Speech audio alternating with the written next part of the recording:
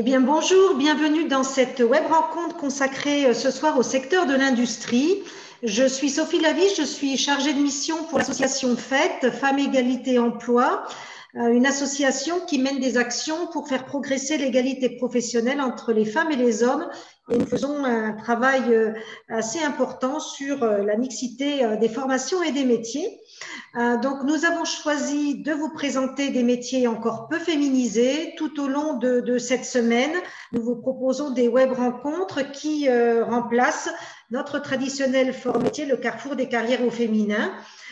Donc, ce soir, une web rencontre dans le secteur de l'industrie. Alors, ce qu'il faut savoir, c'est qu'aujourd'hui, les femmes, elles délaissent encore beaucoup certains secteurs d'activité parce qu'ils sont étiquetés masculins.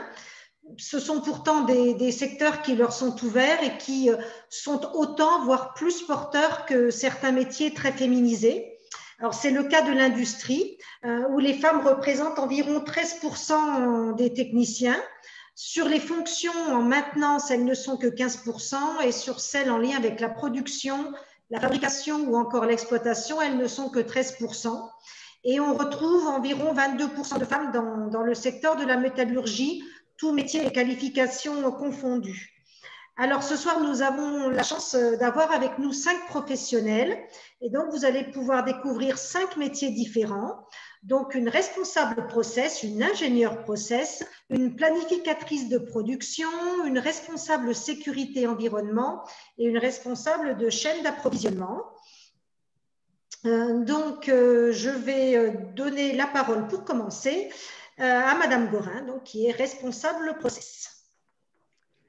Bonsoir, donc je suis Odile Gorin et je travaille à l'usine d'Infi qui s'appelle Aperam, où je suis donc responsable process. Je travaille dans cette entreprise qui travaille dans la métallurgie, dans le secteur de la métallurgie pour fabriquer du fil ou des bobines de produits plats, longs, divers et variés, depuis 1995. J'ai exercé plusieurs fonctions, tout en lien avec mon métier d'ingénieur.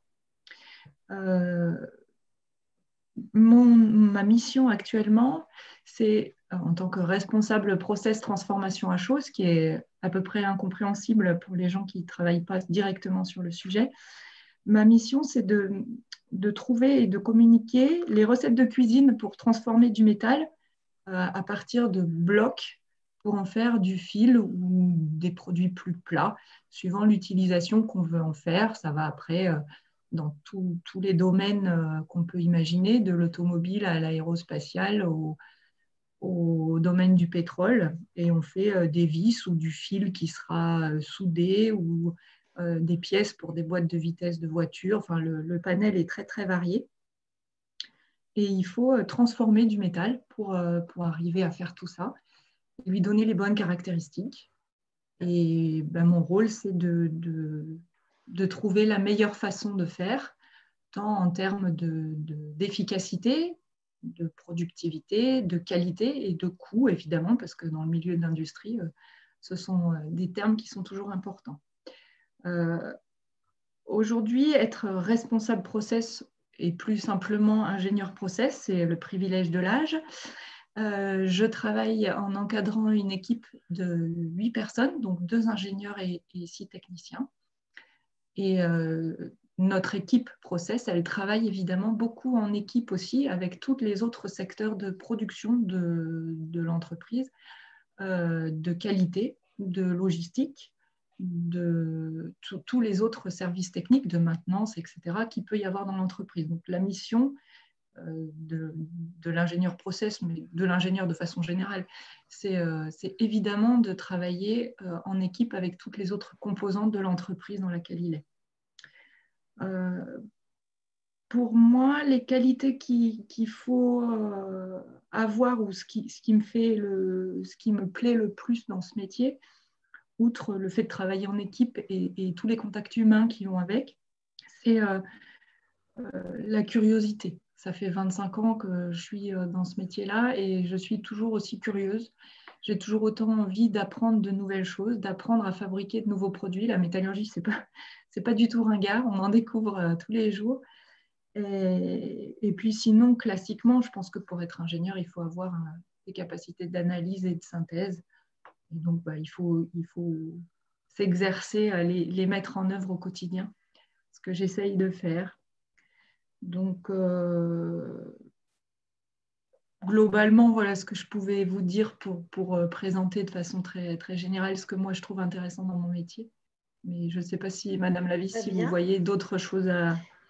Oui, moi j'aurais aimé savoir comment vous êtes arrivé à ce métier, à quel moment vous avez dit voilà, je me dirige là-dedans et Alors, est-ce que c'est quelqu'un qui pour être ingénieur, c'est des études, donc après un bac scientifique, une prépa, maths sup, maths p, et puis une école d'ingénieur. Moi, j'ai fait l'école des mines de Nancy.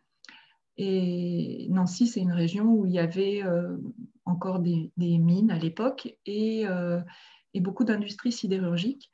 Et de fait, il y a pas mal de stages qui étaient proposés au cours du cursus qui étaient dans le domaine de la métallurgie. Et on trouvait ça vieux jeu, machin, pas intéressant. Et puis, j'ai eu l'occasion de faire mon stage ingénieur en Allemagne sur un procédé de fabrication de métal qui était une roue qui tournait très vite. On coule du métal liquide sur une roue qui tourne très vite et on fait des guirlandes de Noël. Là. Il y a du métal très très fin qui sort sur la roue. Et ça m'avait fait rêver comme une gamine devant un sapin de Noël.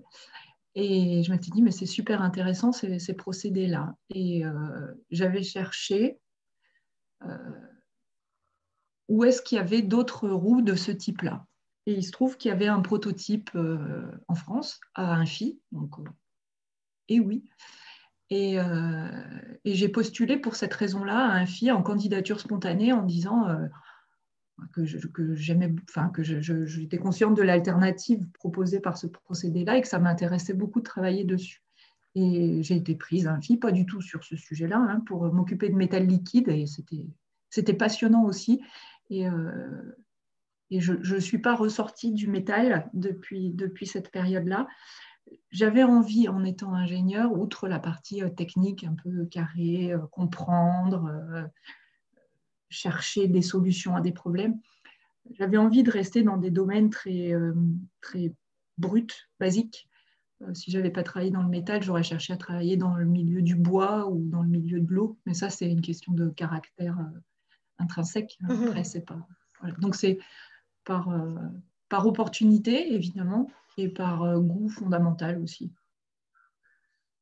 Très bien. Donc moi, je vais retenir entre autres un message qui me semble très important et que les professionnels qui ont témoigné hier soir dans la première web rencontre sur le bâtiment ont voulu véhiculer aussi, c'est que c'est important d'aller sur le terrain, de découvrir des métiers concrètement, donc notamment via le biais de stages. Ça peut voilà, déclencher des vocations, des envies, voire des passions. Très Oui, bien. alors Merci, passion, c'est Madame un grand Gorin. mot, mais c'est vrai. Non. Et puis, le contact Je vais avec le donner. terrain, vous voyez, je suis toujours au bureau avec le bleu de travail. Et ouais, c'est quelque chose qui me tient à cœur aussi, effectivement, d'aller sur le terrain. C'est une composante importante de Très mon bien. métier aujourd'hui. D'accord. Très bien. Merci, Madame Gorin. Je vais donner la parole à Madame Bettinelli, donc, qui est ingénieure process. Bonjour à tous. Donc, je suis ingénieure process depuis 4 mois chez SRCA. Est-ce que vous m'entendez bien ou pas? Très bien. Et donc, oui, ça pourrait être mieux. Je sais. Et du coup, je suis depuis 4 mois dans des entreprises, donc dans le domaine du process. Donc, c'est l'occasion aussi de voir 2 points de vue différents. Aussi parce que c'est 2 entreprises différentes. SRCA, Oui. c'est une petite entreprise par rapport à l'entreprise où travaille Madame Gorin. On est une trentaine d'employés, il y a 20 opérateurs dans le lot. On est 8 femmes, ce qui est déjà pas mal, je trouve, dans ce secteur, oui. en tout cas. Je préfère préciser déjà avant, comme quoi ça reste en intitulé ingénieur process. Et en fait, en fonction de la taille de l'entreprise, de la culture de l'entreprise, des besoins également de cette entreprise, les missions et le périmètre va varier d'une entreprise à l'autre. Dans mon cas, c'est un nouveau poste pour l'entreprise et c'est un nouveau poste également pour moi. Et mon rôle, en fait, c'est d'apporter une vision extérieure et nouvelle pour optimiser les process d'industrialisation chez SRCA. Ça touche à 3 aspects. L'organisation générale est plus spécifique à chaque service, donc la gestion de production, le bureau d'études, la qualité et la maintenance. Aussi le confort des opérateurs, les flux physiques, c'est-à-dire limiter par exemple les déplacements pour gagner en efficacité, en clarté également. Et puis tout ce qui est optimiser les process propres à un client ou propres à un produit pour limiter par exemple les coûts de production. Donc je dirais que c'est 50% du temps en atelier, enfin dans mon cas, et 50% de temps dans le bureau. Il y a toute la partie où on est vraiment en lien avec les autres services, on va chercher l'information pour comprendre les contraintes, les besoins et le pourquoi. Je dirais que c'est la question principale, le pourquoi du pourquoi, pour rentrer dans le détail et vraiment comprendre là où on peut améliorer, là où il faut garder parce que ça fonctionne. Et après, il y a toute la partie bureau, on va centraliser les informations, essayer de schématiser, faire des logigrammes, préparer les sensibilisations, les réunions pour valider tout ça. Donc, c'est toute la partie analyse de l'existant, faire des plans d'action et les mettre en œuvre. Donc, c'est, comme disait Madame Gorin, c'est vraiment un travail d'équipe parce qu'on est en lien avec tous les services. On va chercher l'information et c'est ça qui est super intéressant également, c'est d'être en lien avec tout le monde et d'apprendre aussi de tous les services qui nous entourent. En termes de qualité, j'ai tendance à dire qu'il faut être très curieux, c'est le principe, puisqu'on doit optimiser, donc il faut chercher l'information. Il faut être à l'écoute également pour comprendre les besoins de chacun, savoir synthétiser les informations et s'adapter également parce qu'on représente le changement. Et il y a des gens qui sont réfractaires au changement, donc il faut savoir s'adapter à son interlocuteur et lui faire comprendre comme quoi c'est pour lui également qu'on fait ces modifications et ces optimisations. Pour être ingénieur process, il faut faire une école d'ingénieur généraliste ou spécialiste. Je dirais que l'école d'ingénieur, le côté positif, c'est vraiment que c'est transversal, on peut changer de secteur facilement et de service facilement. Enfin, c'est mon avis, je ne sais pas si Madame Gorin est d'accord avec ça. Et c'est aussi parce qu'une école d'ingénieur, en tant qu'ingénieur, on vend une méthode de travail et une capacité de synthèse, plus qu'un gros bagage technique. Je dirais que, par exemple, les gens en alternance ont cette possibilité d'avoir plus de bagage technique parce qu'ils ont plus de pratique. Donc, disons que j'aime dans ce poste le fait déjà que notre parole, elle compte, puisqu'on est là pour apporter quelque chose, dire ce qu'on pourrait améliorer. C'est aussi voir de A à Z. Je sais que j'ai fait de la gestion de projet, donc je trouve que c'est intéressant de pouvoir proposer des choses, analyser l'existant, vouloir le modifier, mettre en place des choses et voir vraiment ce que ça a apporté au sein de l'entreprise, des côtés positifs. Et aussi, ça c'est par rapport au caractère de chacun, mais je trouve que travailler sur le terrain, c'est très précieux. J'avais commencé en tant qu'ingénieur bureau d'études, c'est très théorique et on fait de la conception sans pour autant avoir un bagage technique sur le terrain avec des contraintes machines, des contraintes des opérateurs, etc. Donc voilà, pour ce qui est de mon expérience. Très bien. Et à quel moment et qu'est-ce qui vous a mené à choisir cette orientation? Alors, après le bac, j'ai fait 2 années de prépa, du coup, maths sup, maths spé. Et ensuite, je me suis orientée donc, dans une école qui est spécialisée automobile, une école d'ingénieur qui s'appelle l'ISAT à Nevers. Et parce que c'était la partie conception en fait qui m'intéressait énormément.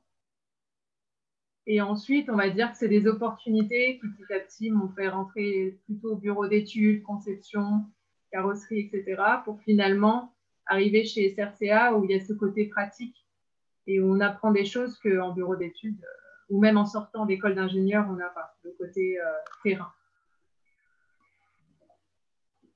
Très bien. Bien. Merci beaucoup pour cette présentation. Je donne la parole à Madame Aubert, donc, qui est planificatrice de production.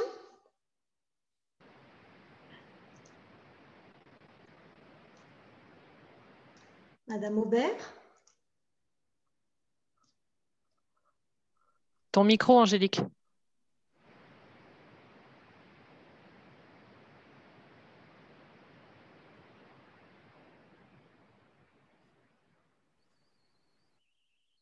Ah, alors, un petit souci de son.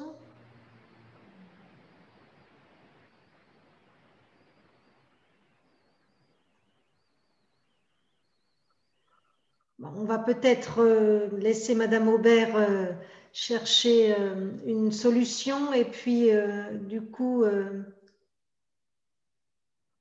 donc je vous propose, Madame Beugnat, de présenter votre métier et on reviendra vers Madame Aubert quand elle aura trouvé une solution. Pas de souci. Donc, je suis responsable sécurité environnement. Ça fait une quinzaine d'années que je suis dans ce métier.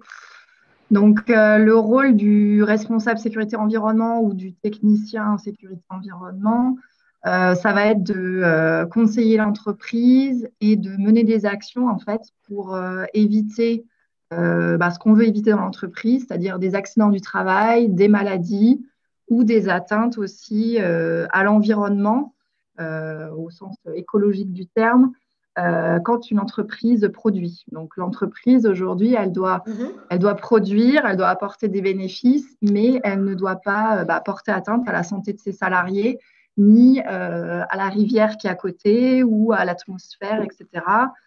Et il existe tout un panel de contraintes réglementaires à respecter. Donc, le rôle du service HSE, d'une manière générale, c'est de connaître ce contexte réglementaire, de sensibiliser les différents acteurs de l'entreprise, donc de la direction aux opérateurs sur certains de ces aspects, de faire des analyses de risque, c'est-à-dire qu'on va regarder, par exemple, sur chaque poste de travail, quels sont les risques possibles pour la personne qui travaille, pour sa santé, pour sa sécurité, et aussi regarder quel risque on peut faire porter à l'environnement quand on travaille sur une machine ou dans l'entreprise d'une manière générale. Donc, on va travailler avec les équipes pour identifier tous ces risques et mettre en place avec elles, avec ces équipes, des façons de travailler qui soient le plus sécurisées, le plus sûr possible pour les personnes et pour l'environnement. Donc, je dirais que concrètement, un service HSE, il va faire des analyses de risques, étudier les accidents. Par exemple, si un accident qui se produit, on va regarder avec la personne à qui c'est arrivé, ses collègues, son manager. On va essayer de comprendre les causes et de proposer avec les équipes des actions d'amélioration pour éviter que l'accident ne se répète. On va faire de la formation. Donc, on va former soit sur des formations techniques, soit sur des formations qui visent plutôt à sensibiliser et à, on va dire, faire évoluer la culture sécurité, par exemple, dans l'entreprise. On va suivre des indicateurs, parce que dans toutes les entreprises, il y a des indicateurs, il y a des objectifs. Donc, on tient un jour aussi des tableaux de bord pour pouvoir donner une vision à la direction, montrer si on s'améliore ou si on se détériore sur tel ou tel aspect. On va conseiller la direction sur des sujets qu'il faudrait travailler, par exemple sur des aspects réglementaires. On va aussi répondre aux sollicitations, par exemple de l'inspection du travail ou de la DREAL pour la partie environnement. Donc, on peut avoir des audits, des inspections. Donc, on accompagne aussi lors de ces visites. Et voilà, et on peut faire des études aussi plus poussées sur des sujets précis. Par exemple, la réglementation demande de faire une analyse des risques, de tous les risques d'explosion dans une entreprise, par exemple. Donc, on va faire ou accompagner des bureaux d'études pour faire des analyses plus poussées sur certains thèmes techniques. Bon, voilà, en exemple, voilà, on va faire des audits, on va aider à rédiger des procédures de sécurité, etc. Donc, c'est un métier qui est assez, j'allais dire, assez complet, c'est-à-dire qu'on ne fait jamais la même chose, surtout dans une entreprise. Voilà, moi, je travaille aussi dans la métallurgie, donc dans une usine où il y a 800 personnes, donc il y a beaucoup de problématiques différentes. Donc, c'est vrai que ça rend aussi le métier intéressant, c'est qu'on ne travaille jamais exactement sur la même chose. Ce qui est intéressant aussi, c'est qu'on travaille en fait avec tous les acteurs de l'entreprise. On va travailler avec le directeur, travailler avec les opérateurs, travailler avec la maintenance, travailler avec la production. En fonction des sujets et des besoins qu'il y a, on a affaire un peu à tous les interlocuteurs dans l'entreprise. Et puis, il y a un potentiel de sujets et d'amélioration qui est infini parce qu'en fait, on n'a jamais fini d'améliorer les postes de travail.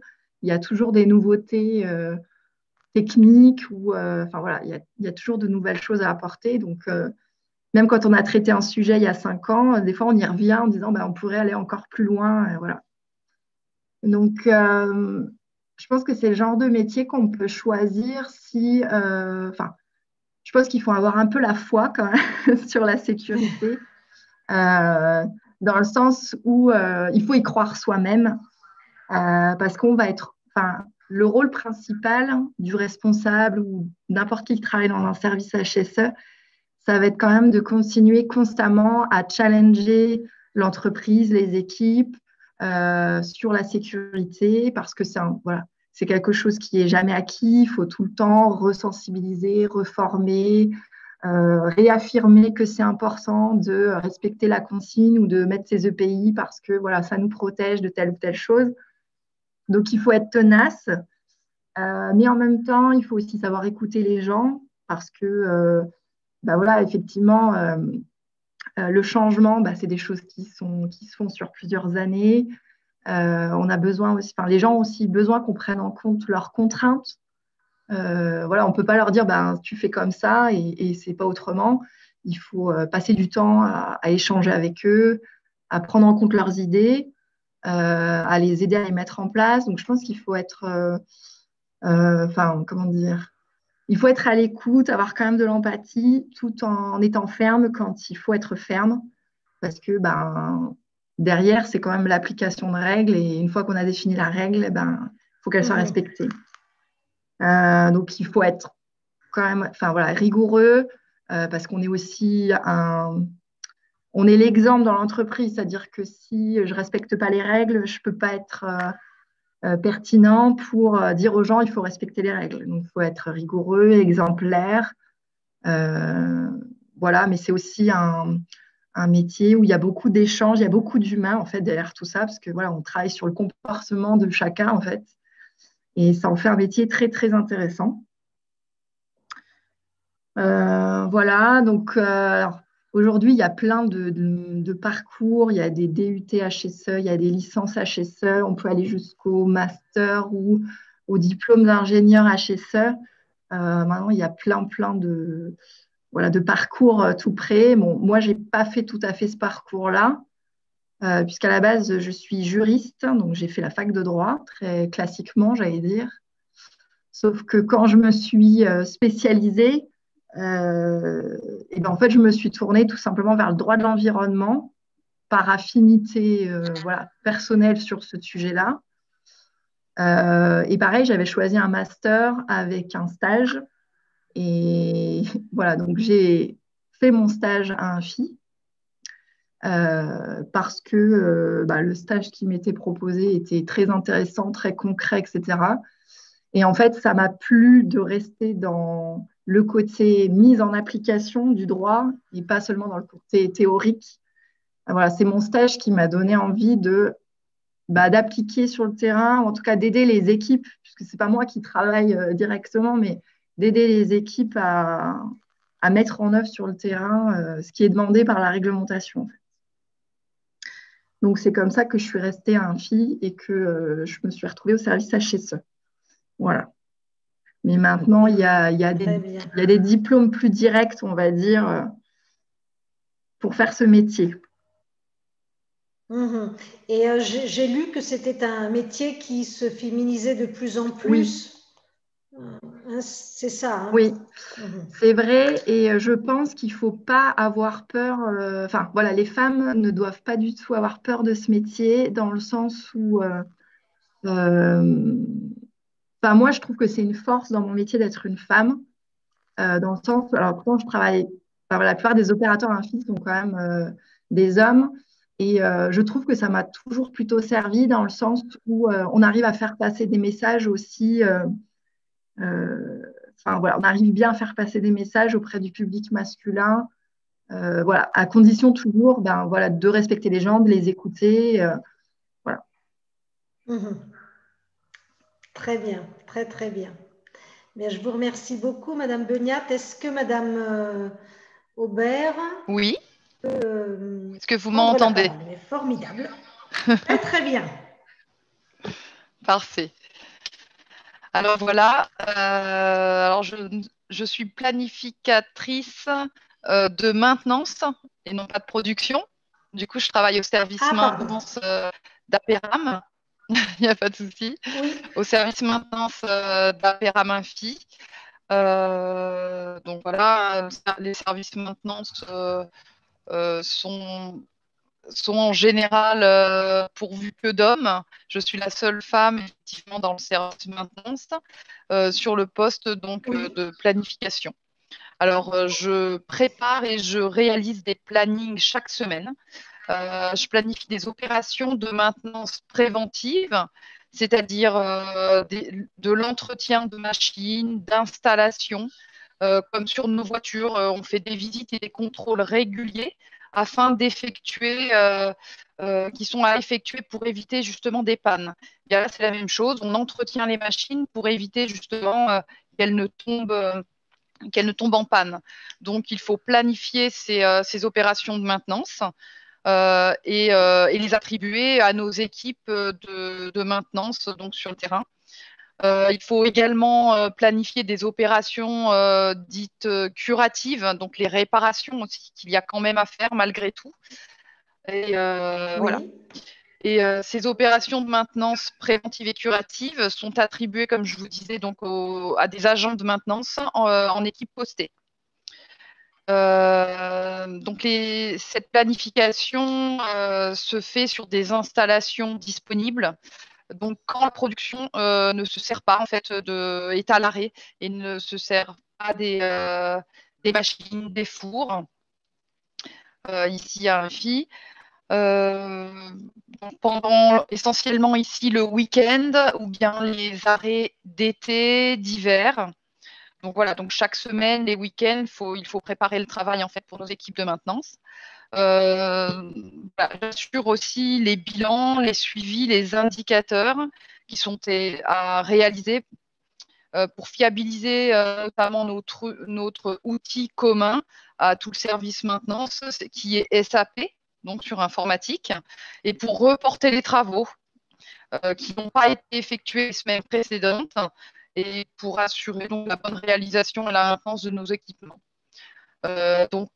L'utilisation au quotidien des outils informatiques, donc les applications Google que l'on a à Aperam, donc Gmail, Agenda, Docs, Sheets, Slides et notre Drive, où justement je dois prendre en compte les plannings de la production pour bien placer nos opérations de maintenance.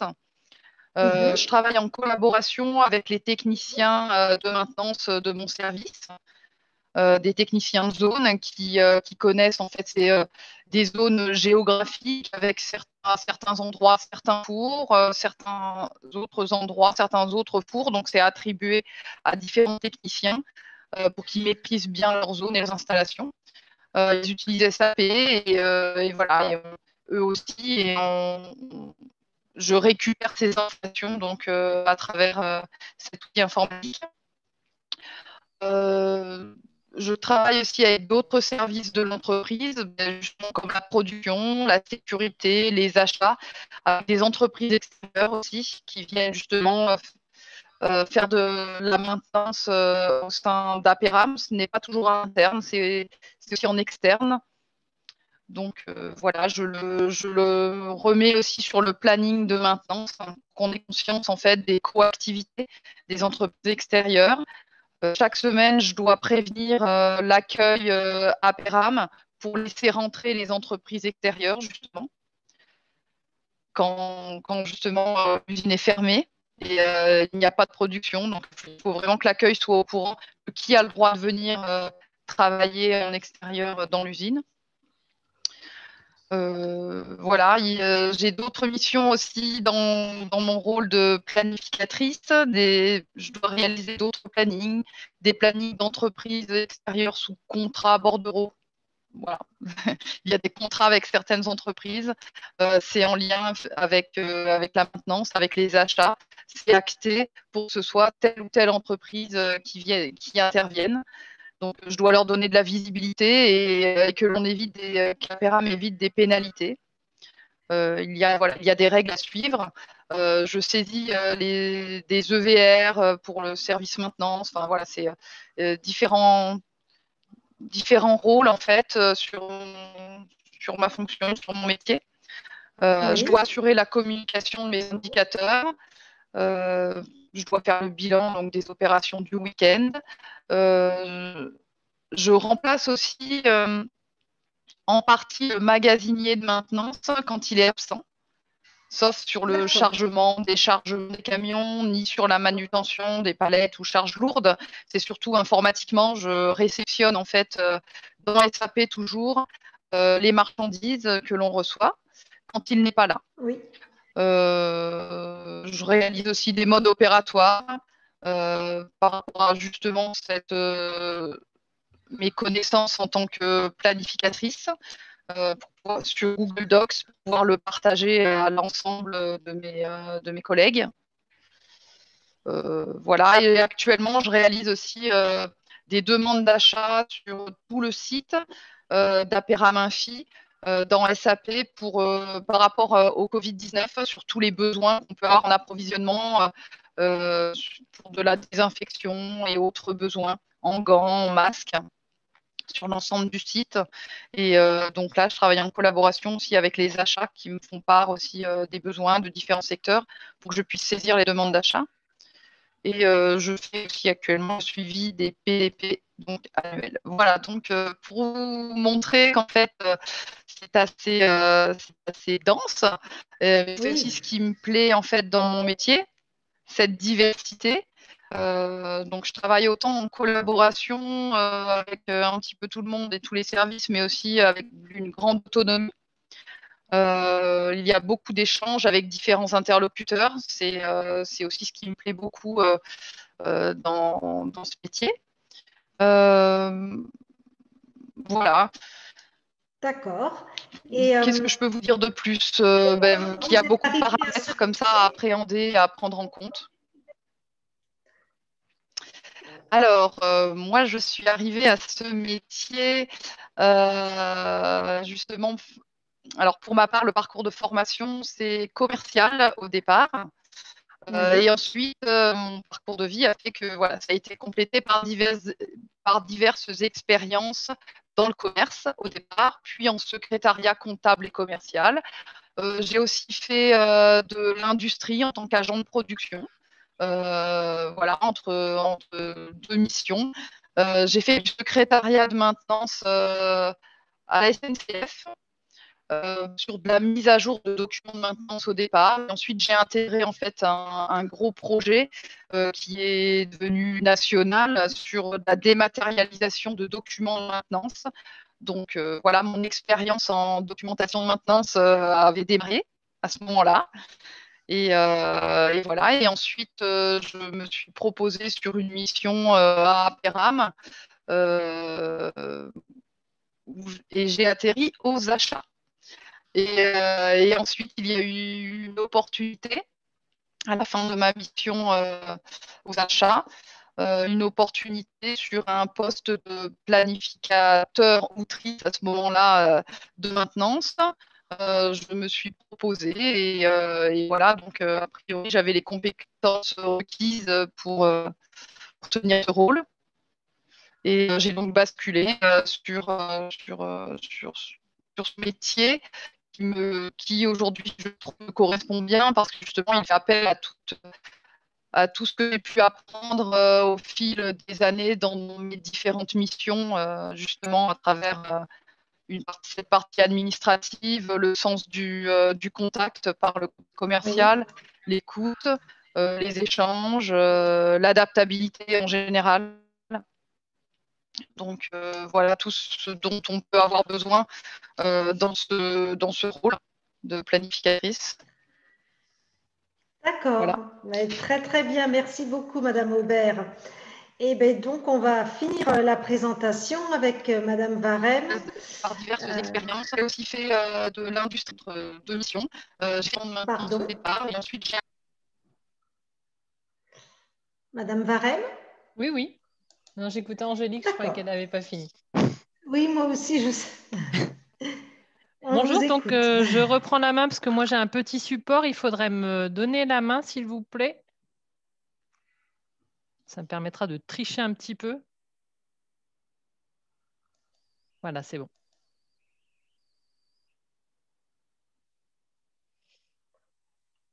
Et hop là. Donc, bonjour à tous, je m'appelle Karine Varem, je suis responsable supply chain sur le groupe Aubert et Duval à Infi. Donc, je vais vous présenter brièvement le groupe et ensuite un petit peu les produits pour après passer sur mon CV et mon parcours.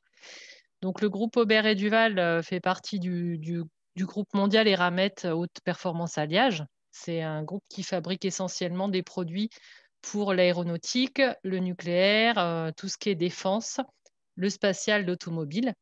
Donc, on a plusieurs sites Aubert et Duval en France et le site d'Infi, lui, est spécialisé donc, dans ces domaines-là. Mais on a aussi tout ce qui est, par exemple, une business unit, ce qui s'appelle BU dans notre jargon, produits matricés. Donc, c'est une autre technologie qui se situe sur Pamiers et nous dépendons du site des Ancises à Clermont-Ferrand. Donc, sur le site, nous avons 4 ateliers autonomes. Donc, ce qu'on appelle chez nous boucle chaude froide, les BAV et les pièces de forme. Alors, la boucle chaude, c'est en fait tout ce qu'on appelle l'activité de refusion du métal. Donc, on a des lingots qui arrivent, qui sont mis dans des fours, qui sont refondus, donc très chauds, qui deviennent liquides et qui se resolidifient. C'est pour avoir des caractéristiques mécaniques attendues. À l'inverse, on a la boucle froide qui correspond en fait à tout ce qui est la partie usinage, écroutage des barres pour leur donner un aspect inox, poli, pour parler plus dans le jargon des jeunes. Ensuite, on a un atelier BAV, donc c'est vraiment de l'industrie, on va dire, manuelle spécifique, puisque on fait à la main des barres anti-vibratoires qui nous servent à sécuriser les tuyaux dans lesquels coule l'eau pour refroidir les réacteurs des centrales nucléaires. Donc, il y a tout un aspect sécuritaire et qualitatif à avoir, puisque la moindre rayure qui n'est même pas visible à l'œil nu peut impacter la sécurité civile. Et après, tout ce qui est atelier pièces de forme pour des clients comme Renault, pour la compétition. Au total, sur le site, on est 174 personnes avec une répartition MOD, ce qu'on appelle main-d'œuvre directe, donc vraiment les opérateurs d'usine de 75%, et 25% d'administratifs, main-d'œuvre indirecte, donc tout ce qui est finance, direction, service RH et qualité. Sur ce site, il y a 12% de femmes, donc 21, et sur ces 21, on est quand même 5 membres au comité de direction. Donc, on est vraiment à 50% femmes au comité de direction. C'est la fierté de notre directeur. Donc, pour rapidement les produits, donc on a tout ce qui est pièces de train d'atterrissage, les caissons, les balanciers. Ensuite, on a tout ce qui est pièces moteurs sur la deuxième image avec des disques de compresseurs, des arbres de turbine, des choses qui ne veulent pas dire grand-chose, mais qui se montent sur des avions et qui font en sorte que l'avion soit maintenu en vol. Pièces d'hélicoptère, le mât rotor qui tient l'hélice et les boîtes de transmission. Pour la défense, on fait également tout ce qui est tube pour les chars. Ensuite, on a la compétition automobile avec les volants moteurs et les arbres à canne. Et le nucléaire, donc les BAV dont j'ai parlé tout à l'heure. Donc, pour revenir à moi, puisque c'est ce qui vous intéresse un peu plus aujourd'hui. Donc, je suis avant Oui. tout une femme. Donc, j'ai eu 40 ans cette année. Je suis également une maman. J'ai 2 petits garçons de 7 et 11 ans. Donc, une mère de famille, ça veut dire que bah, voilà, on se donne à fond dans notre boulot. Et quand on rentre chez nous à 19 h le soir, des fois 20 h, eh bien, la deuxième vie commence avec les devoirs, faire à manger pour tout le monde. Et puis, voilà quoi. Donc, c'est vraiment 2 rôles essentiels et il ne faut pas avoir peur de passer par là avant d'être voilà, une responsable supply chain. Donc, mes tâches principales sur le groupe, j'en ai plusieurs. Donc, je suis responsable d'un service transport où on fait tout ce qui est expédition-réception, donc chargement des camions. On arrime les caisses pour voir si elles sont solidement attachées, qu'elles ne vont pas bouger pendant le transport, qui pourrait causer un risque sécuritaire, soit au chargement, soit au déchargement au lieu de destination. Le magasin, c'est un magasin d'approvisionnement pour tout ce qui est pièces de maintenance et consommables. Donc, cette personne va passer les commandes selon les consommations journalières du site et qui va aussi traiter tout ce qui est EPI, les vêtements, les équipements de protection individuelle. Donc, il va commander les casques, les vêtements qu'on envoie en nettoyage tous les jours, les bouchons d'oreilles, les lunettes de protection. Responsable de la sous-traitance, puisqu'il y a des activités qu'on ne peut pas faire sur le site d'un point de vue ressources, puisqu'on n'a pas forcément les compétences, parce qu'on n'a pas assez de capacité, c'est-à-dire que tous nos opérateurs sont occupés, ou également parce que nos machines n'ont pas la capacité d'absorber. Donc, du coup, on envoie ces produits dans une autre entreprise qui sait faire. Donc, je gère cette personne-là. Et moi, toute seule, je fais la charge et la planification des ateliers de tout le site. Donc, c'est-à-dire que c'est moi qui va avoir à 1 an, 1 semaine, 1 an, 3 ans, vraiment la charge qu'on a pour voir comment on fait vivre le site et comment on place le gens. Donc, aujourd'hui, avec le climat de la crise Covid, le secteur aéronautique est très touché. On a 80% de nos marchés sont sur le secteur de l'aéronautique. Donc, aujourd'hui, les carnets de clients se sont effondrés, c'est-à-dire qu'on n'a plus de quoi nourrir le site. Donc, il faut essayer de regarder comment on jongle, comment on va récupérer de la charge sur des autres entreprises qui ont des postes goulots et du coup, voir comment nos opérateurs peuvent être placés et être formés sur ces nouveaux produits, puisque chaque produit est spécifique et un opérateur tourneur ne peut pas forcément faire une pièce qu'il a l'habitude de faire. Peut-être que la fois d'après, si on lui donne une autre pièce, il va falloir le former et l'habituer à cette nouvelle pièce. C'est des pièces très importantes. Encore une fois, elles se montent dans des endroits stratégiques, dans les environs, dans les centrales nucléaires. Donc, on a vraiment un process à respecter qui est très important. Donc, moi, je travaille à la fois seule et à la fois en équipe, puisque j'ai une équipe à gérer. Et comme je travaille avec tous les services de l'entreprise, que ce soit la qualité, la maintenance, la sécurité, l'amélioration continue, voilà, j'ai un rôle assez transverse et il faut bien se dire que de toute façon, seul on va plus vite, mais ensemble on va plus loin. Alors mon parcours, il est assez atypique parce que moi, je n'ai pas fait ingénieur comme mes collègues, j'ai fait une école de commerce. Alors à la base, j'étais professeur d'anglais jusqu'à 26 ans parce que mes parents sont enseignants, que j'adorais l'anglais. Donc je suis partie déjà par une voie un peu différente des autres puisque j'ai fait un bac scientifique parce que j'avais horreur du français et de lire des livres. De scientifique, je suis arrivée en faculté d'anglais. Donc la fac d'anglais, c'est très littéraire, très des Charles Dickens à lire, des Shakespeare. Donc il a fallu que je me mette dans le moule. Et puis, je suis rentrée déjà dans le moule scolaire par la case surveillant, où j'ai déjà vu que c'était assez ingrat, que voilà, c'était un monde qui ne me plaisait pas trop. Après, j'ai enseigné un petit peu, que ce soit en primaire, en lycée. Et j'ai vu que voilà, c'était pas moi, ça me correspondait pas, j'avais pas assez d'adrénaline. Donc à 26 ans, j'ai passé les concours et je suis retournée à l'école, comme quoi il n'y a pas de saut métier. J'ai passé plusieurs concours d'école de commerce. J'ai été pris à Strasbourg, Dijon et Clermont-Ferrand. Et j'ai choisi Clermont-Ferrand pour la proximité, parce qu'à l'époque, j'étais déjà avec l'homme qui allait devenir mon mari quelques années plus tard. Donc, j'allais pas faire trop de route. Et quand j'ai repris mes études, histoire de pimenter un peu tout ça, j'ai fait un double master. J'ai fait à la faculté un master franco-chinois en études commerce internationales franco-chinoises et un master achat, management des flux logistiques. Donc, quand je suis sortie de ce master, j'ai pris déjà un premier poste d'acheteur en Chine, à Changsha, où on faisait tout ce qui était essuie-glace pour Bosch. Et après, je suis revenue en France et j'ai enchaîné les boulots entre responsable achat, chef de projet supply chain. Donc, la supply chain, c'est en fait la chaîne d'approvisionnement. Donc, ça remonte de la commande d'achat pour négocier des prix jusqu'à l'expédition d'un produit, la planification, comme je vous ai expliqué. Et après, j'ai fait directrice supply chain à Luxcycle jusqu'à l'an passé. Et ça fait 18 mois que je suis à Aubert et Duval. Et je m'y plais bien. Donc, Très les bien. qualités qu'il faut pour faire un métier comme celui-là, un peu comme mes collègues de toute façon, hein, puisque une femme dans l'industrie, c'est tout le temps épier, c'est tout le temps regarder, parce que c'est un métier d'homme et qu'à la base, ce n'est pas notre place. Donc, les filles, il faut toujours croire en vous et même si on vous met des bâtons dans les roues, il faut toujours y aller. On a une faculté d'adaptation en soi qu'il faut apprendre à développer. Tout s'apprend. Donc, il suffit juste d'avoir envie et on y arrive. Il faut écouter les gens, savoir prendre du recul. Quand on fait des erreurs, on apprend à être meilleur encore après. On ne peut pas être bon tout le temps. Donc voilà, moi je suis quelqu'un de très dynamique. J'ai besoin des gens pour avancer. Je ne peux pas travailler toute seule. Là aujourd'hui, je suis coincée chez moi pour cause de Covid.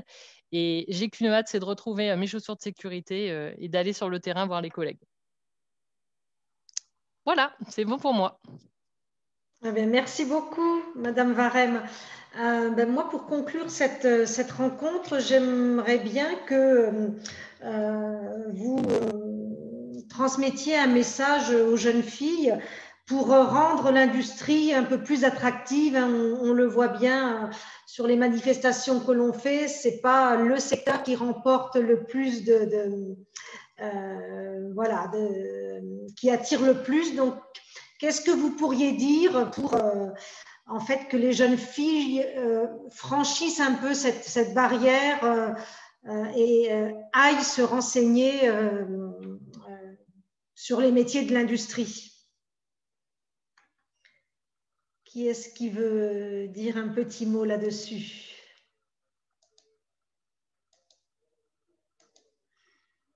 Vu que j'ai fini, je vais reprendre la main. Ok. Moi, je voulais juste vous dire qu'on a le droit de faire plusieurs parcours. Le mien en est justement un bon exemple. Vous pouvez essayer, vous pouvez faire coiffeuse, faire vendeuse du supermarché et vous dire à 25, 30 ans, 35 ans, au final, c'est pas moi, j'ai envie de changer. Et enfin franchir les limites et aller de l'avant et essayer de rentrer dans un monde d'hommes parce que c'est super agréable de travailler avec eux. Donc, on va retenir aussi que rien n'est jamais figé et il est toujours possible d'aller vers autre chose qui nous plaît davantage. Ok. Moi, je dirais surtout Oui. soyez vous-même. Et si vous ne savez pas encore qui vous êtes, ce n'est pas grave, essayez. Et puis, vous allez petit à petit vous construire et petit à petit changer et petit à petit avancer. Et ça vaut le coup d'essayer. Donc, il faut oser. Et je crois qu'il n'y a pas de raison qu'on n'ose pas dans l'industrie. Il n'y a pas de différence entre l'industrie et d'autres milieux. Donc, c'est toujours le premier pas qui est le plus difficile à faire. Mais il faut oser le faire. Et puis, oui, c'est ça. Il faut devenir. Donc, il faut commencer par être soi-même et se chercher d'abord. Donc, ce n'est pas un message lié à l'industrie. C'est un message général. Allez-y, foncez. Le monde est devant vous. Vous avez un monde de possibles. Avancez. Très bien, merci Madame Gorin. Oui, et je rajouterais aussi que ce qui est très agréable en fait en industrie, c'est cette diversité justement, les échanges avec un tas d'interlocuteurs possibles, différents services. Donc on apprend tous les uns des autres en travaillant ensemble. Effectivement, pourquoi? Parce qu'en industrie, il y a cette production, cette maintenance, différents services qui travaillent ensemble justement. C'est quand même à partir du moment où on est curieux et on a envie d'apprendre, c'est vraiment une bonne école en fait, l'industrie, sachant qu'on peut voir différentes choses, différents services, on peut avoir différents rôles, on n'est pas figé à un métier, un rôle, on peut il y a des possibilités en fait d'élargir ses compétences, connaissances dans chacun de nos métiers aux unes et aux autres. Donc après, hommes, femmes, je dirais, c'est vraiment enrichissant pour les uns et les autres. En fait, l'industrie, donc faut pas s'arrêter, faut pas se mettre de barrières et être curieux en fait, être curieux de tout. Oui, je vois Merci, Madame Aubert. Je vois ma collègue de Lyon qui dit, le message s'est effacé, mais qui dit que voilà, l'industrie est un secteur porteur avec plus de 150 métiers, donc très diversifié. Tout à fait, oui. Que quelqu'un veut ajouter quelque chose? J'ai l'impression que tout a été dit, mais c'est vrai que c'est un secteur qui est pratique, où on apprend tous les jours de tout le monde et qu'il y a beaucoup d'idées reçues, que c'est un secteur d'hommes et qu'on risque de faire face à de la misogynie, qu'il faut travailler plus pour avoir sa place. Je pense que ça dépend de tout le monde. Chacun a eu des expériences différentes dans des entreprises différentes. Alors, j'ai peut-être eu de la chance, mais je préfère penser que les gens changent, les mentalités changent, et que travailler avec des hommes, des fois, je trouve que c'est même mieux que travailler avec des femmes. C'est des visions différentes, et on se complète. Et ça pousse à aller de l'avant. Non, sincèrement, il ne faut pas avoir peur. Du moins, pas avoir peur de partir dans un secteur comme l'industrie, et en sachant qu'on peut changer facilement. Très bien, merci beaucoup, Madame Bettinelli. Madame Beugnac, vous voulez ajouter quelque chose? Je dirais que, comment dire, effectivement, une fois qu'on développe des compétences, ou en tout cas, faut se dire qu'on n'est pas forcément prisonnier d'un secteur une fois qu'on y travaille. Donc, l'industrie aujourd'hui, je pense qu'elle cherche aussi à se féminiser, donc c'est aussi des opportunités en plus. Je pense aussi que les entreprises, elles ont évolué, elles comprennent de plus en plus leur intérêt à avoir des femmes à tous les niveaux de l'entreprise. Nous, on est une entreprise qui cherche à se féminiser plus. C'est pas forcément évident aujourd'hui, mais donc je dirais que plutôt, l'industrie est plutôt en train d'ouvrir justement ses portes encore plus aux femmes. Donc ça crée des opportunités, il faut en profiter. Et qu'effectivement, une fois qu'on est dans un domaine, on n'est pas forcément après prisonnier. On peut utiliser ses compétences et ce qu'on a appris dans d'autres domaines. Donc voilà. L'importance effectivement de peut-être pas hésiter à faire des stages et à goûter à plusieurs types de métiers ou de milieux. C'est sûr que ça aide après à se trouver et à choisir ce qui nous correspond le mieux à chacune. Très bien. Écoutez, merci beaucoup, mesdames, pour vos présentations, pour tous ces messages pour les jeunes filles et les femmes. Écoutez, je pense qu'à moins que vous vouliez ajouter quelque chose, on va conclure cette web rencontre. Donc, je souhaiterais remercier également toutes les personnes qui m'ont aidé à organiser cette web rencontre. Donc, le Bureau Information Jeunesse, les CIO de Cône et de Nevers, la Chambre de métiers et d'artisanat, la direction des services départementaux de l'éducation nationale, la Fabrique Emploi et Territoire et l'UMM, et puis aussi merci à Caroline Asensio qui, au nom de l'ISAT et de l'association Elle Bouge, m'a aidé à trouver des intervenantes. Et puis, bien sûr, merci à nos financeurs grâce à qui cette action peut avoir lieu, donc le Fonds social européen, la délégation régionale aux droits des femmes et à l'égalité et le Conseil régional de Bourgogne-Franche-Comté.